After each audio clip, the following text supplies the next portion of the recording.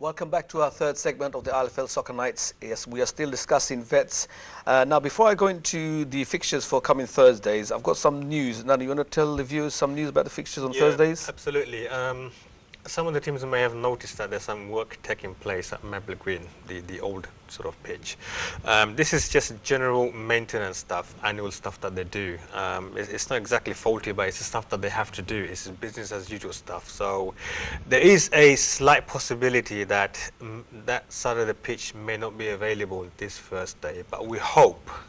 We had the same situation last week when the quarterfinal, semi-final was played at the old pitch because they were doing some wiring or some technical work in the new pitch. So we were told that it should be ready for this coming Thursday. So I will go through the fixtures, but if there's any changes, please keep a check on the website for further updates. Make sure you see the updates on the website before going on Thursday. There's a possibility there could be some changes.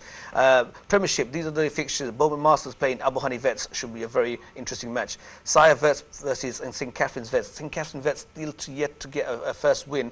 Did quite well in the cup, so hopefully they can continue their form. Weavers Vets, cup finalists playing against Tigers Vets. Tigers Vets, I think they only need a win to clinch the title, so that should be an interesting game.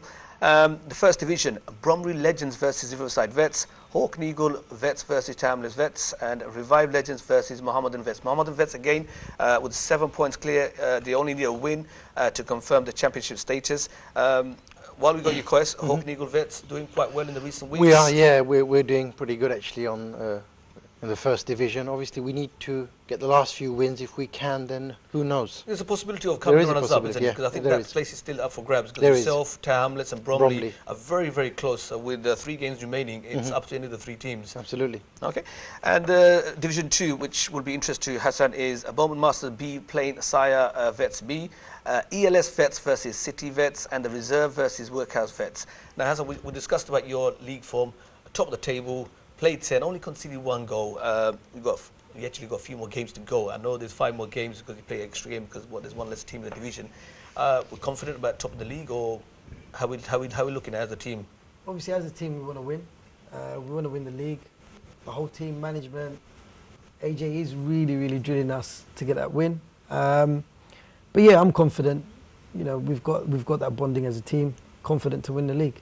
Okay, I was going to ask you more about the club itself. I know you're obviously been established, as you said, you've been playing football for a few years now. You're a debut team. Now, normally with clubs, it's the other way around. You normally have a senior side and then you get a vet side, but yours is more or less the other way around. You've got a vets team. Is there a open age team in potentially, or are we looking at youngsters coming through, or is it just you're focusing on your group of friends and the vets itself? So we've got days, we play 3 times a week football, majority of our team, and we play with some of the best senior league players. We've got, you know, Arif, Polash, Gulzar, Shiplu, all of them lot. We play on a Tuesday, and you know, these are like our friends, younger brothers. But we didn't have nothing for the vets, and they've all allocated in teams. Yes, so we thought, you know, we're 35, let's go and do our own thing. But yeah, you know, in the future, I do see us having a senior team, an 11-a-side team, and moving forward, because we've got, you know, because we're a self-funded team, we hold a lot of tournaments in Workhouse, and we try and raise that money for the team. And yes, in the future, we will definitely develop. But the next question is going to be, obviously, you got a big squad. I'm sure Nana will come in to tell us about the next Vets League, VL8s. Are you looking at expanding on your team? Because I know you've got quite a lot of players. Are you looking at a reserve team, a B team, or? We're definitely looking at a second team. There won't be a B team because, you know, everybody there is good enough to play for either team. So we're definitely not going to call it a B team. But yes, there will be a second team. And, you know, I do want to, a lot of teams don't mention some of the people that do turn up and don't get games. It's not that they're not good enough, it's just the fact that, you know, certain people have fitted in such a way that it would be a mistake to take them off. So you know what, we've got a lot of players like that, and they should be thanked for what they do. And yes, that's the reason why we have got a second team coming in I think what would be suited, because I know Bowman do the same thing, and Sai also do the same thing. They've got 2 teams. You've got the feeder rule, so the reserve team or the B team, so to speak, they can actually play or be a reserve for the A team, which can be an advantage sometimes when you're short players. So that would be a good thing. And not only that, you can give other players chance to play in the league, and B opportunity to also cover gaps on the main team or the A team itself.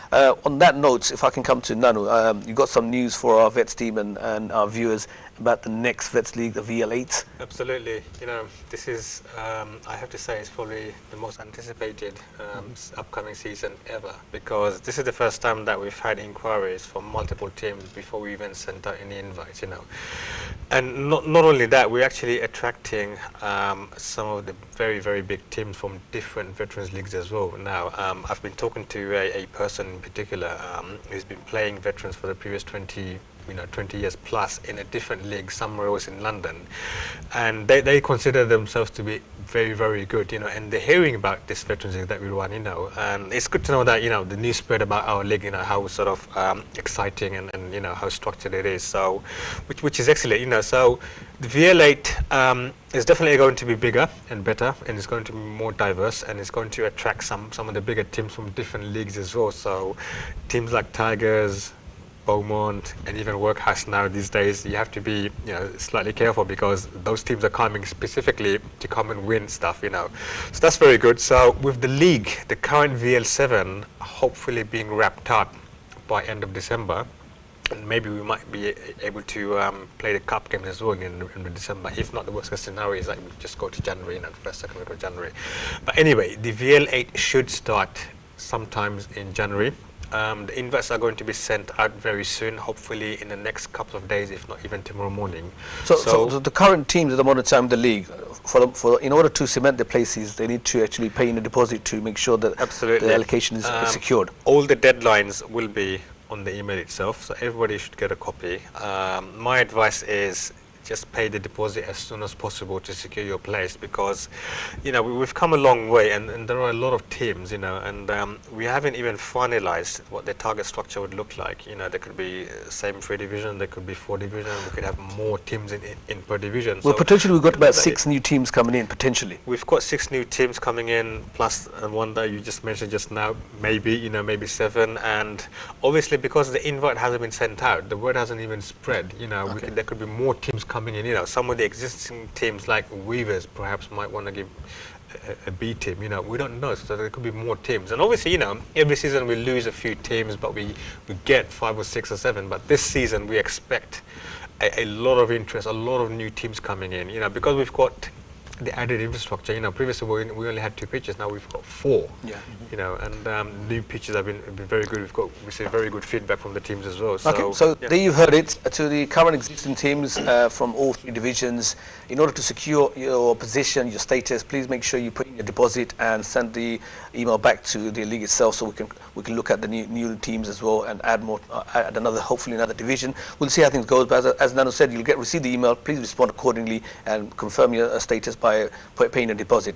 Now, if you look at back to our Sunday, our senior sides, bread and butter league, I've got the fixtures which I can just read out. There's an interesting game in the Premiership. Ace are playing Reach Out, first place versus second. Bromley versus Robin Hyder Tigers. Hawk and Eagle versus Stepney, and St Catherine's versus Beaumont. In the first division, we've got Arsenal playing against PYO, Bow versus Badet, Lotus are playing Spirit, and Redcoat versus Stepney B, and last of all, Seoul Youth versus AMY. Now, I forgot to mention actually, you know, Bromley playing Robin Hyder Tigers. They actually had a good result yesterday in the Cup, beating Stepney 5-2. Hamid must be really impressed, and I think it's a really good result, and we forgot to mention that. It is a very good result, you know, but you've got to look at it from a different angle. Okay, Stepney, we know they're a very good team, you know, they're probably one of the most dedicated, one of the most successful teams. One of the most successful teams in ILFL, but this season, you know, there's a lot of senior players, and I know they're very good as well. You know, you can't take anything away from them. But they still managed to get results. They still managed to get results, but however, these are legs, okay? You know, you're talking about 90 minutes of football in the grass, and it's physical stuff as well, you know. And at some point, these legs are going to start giving in, and fatigue is going to kick in, and injuries are going to start coming in, and then you see how they perform. With Bromley, it's a completely different ball game, you know. So, anyway, you know, I mean, it's a tough call, really. Hawk and Eagle does have a chance against Stepney. Coach, if I can bring to play against Stepney, one of the most successful teams in ILFL. You're not doing too well in the league, unfortunately. You got 3 points, bottom 3. Got a good win POI, but I suppose I was expected playing in Division 1. How you see Stepney, or how is the team looking forward to that challenge? Or because you need to start getting the points, because sooner or later you'll be in a position and relegation will be more or less, in your mind. Yeah, I think we're very confident at the moment. We've seen last few months. I think the bad kick is beyond us now, if you know what I mean. So we've started to play together. I can see the passes coming through. I can see the strikers going for the ball now, scoring more goals. We scored 5 Sunday. Defence is set, although we would like to strengthen that a bit more, and that's what we're working on. So hopefully, yeah, I mean, last time we played Stepney, we didn't do too bad. It was the latter half of the game that let us down. So, it's not it's a walkover. It's players not playing together. Now we've played over a month. We've played, more than 5-6 games. We understand each other much better now. So I'm pretty confident on that note that we can give Stepney a good game, and who knows, even come out winners. Okay.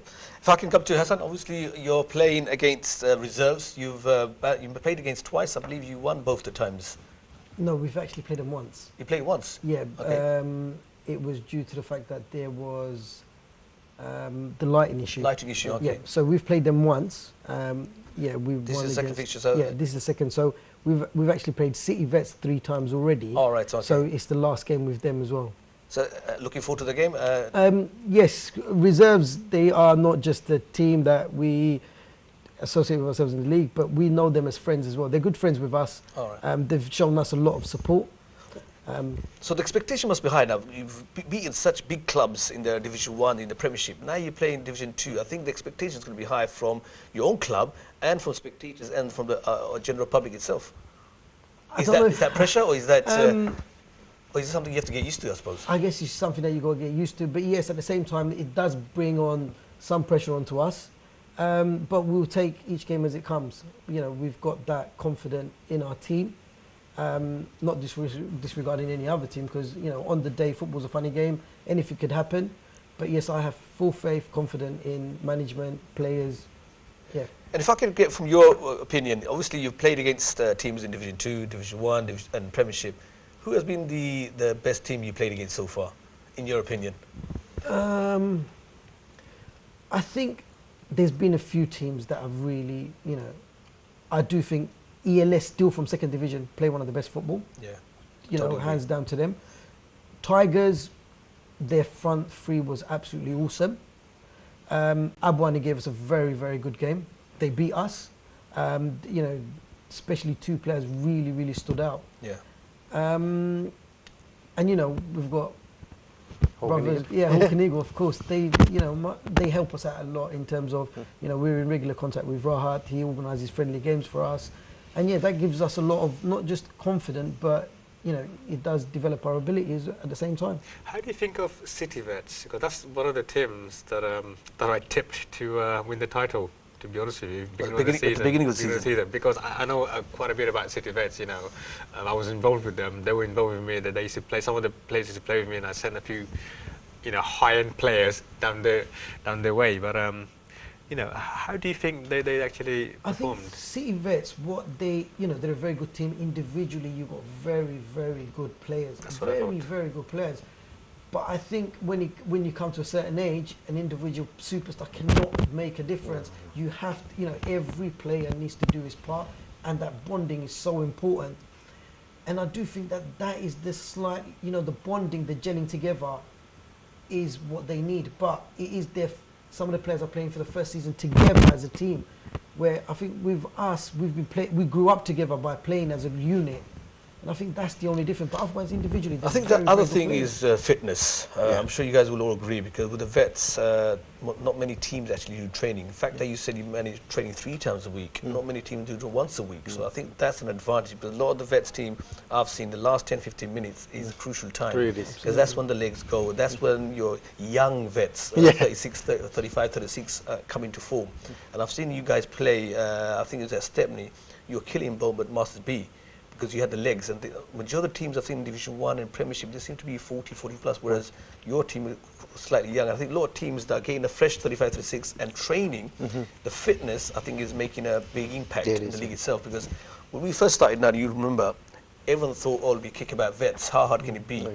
As soon as week 2 came, teams started scoring goals, everyone started changing teams and said, look, it's a serious, let's start. And since then till now, I must say the pace of the game and the quality of vets has gone so high, it's unbelievable. Would you want to share that with me? Definitely share the agreement. Yeah, it's so competitive out there. I mean, every team, even the weakest teams are very. I mean, Division 1 was very hard. None would agree. It's really hard playing the teams out there. And if you get the likes of Workhouse and the others coming up, it's going to be even harder next year. So, yeah, but looking forward to it. We've sort of survived in the heat of the moment. With Tower Hamlets Vets of a strong team. I mean, most of the teams, it's really difficult. But I think keeping our shape together. I'll have to cut you off. Unfortunately, we're coming to the end of our show. I'd like to obviously thank my pundits Koyes and Nanu and Hassan from Workhouse. Good luck to Workhouse in the final. It should be interesting. Weavers versus Workhouse, a League Cup final. Hopefully a date to be announced soon. My thanks to all the viewers out there. My thanks to all the technicians behind the screen. Stay safe, stay healthy, and hopefully we'll see you next week on the show. Thank you. Good night.